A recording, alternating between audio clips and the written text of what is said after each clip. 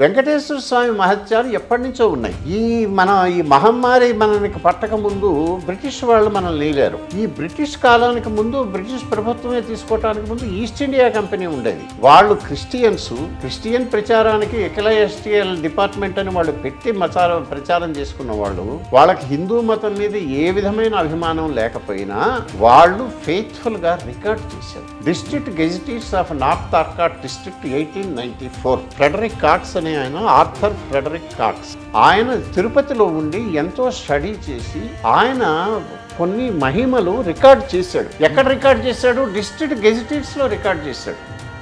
దీన్ని మళ్ళా ఇంపీరియల్ గెజిటీస్ లో వాడుకున్నారు. సౌత్ ఇండియా గెజిటీస్ పబ్లిష్ అయింది. అందులో చెప్పారు. వీటన్నిటిలో కూడా ఈ మహత్యాలు ఎట్లా ఉంటాయంటే, మీకు నా 2వ చాప్టరే రాయి ఉన్నది జాగ్రత్త.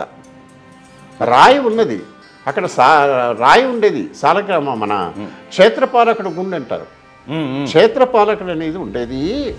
వాడు డిస్ట్రిక్ట్ గెజిటేట్లో చెప్పాడు, క్షేత్రపాలకుడు అనే రాయి అనేది ఒకటి ఉండేది. అది ఇదివరకు గుడిలోనే ఉండేది. ఆ గుడి బండ మీద వాడు కీస్ పెట్టి వెళ్ళిపోయేవాళ్ళు. గుడి తాళాలు రోజు రాత్రిపూట తాళం వెళ్ళిపోయేవాడు. టెంపుల్ కీస్ అక్కడ పెట్టేసి వెళ్ళిన తర్వాత ఈ రాయి తిరుగుతుండేదట గుడి చుట్టూ. ఎవడన్నా గనక వస్తే వాడిని చంపేసేదట.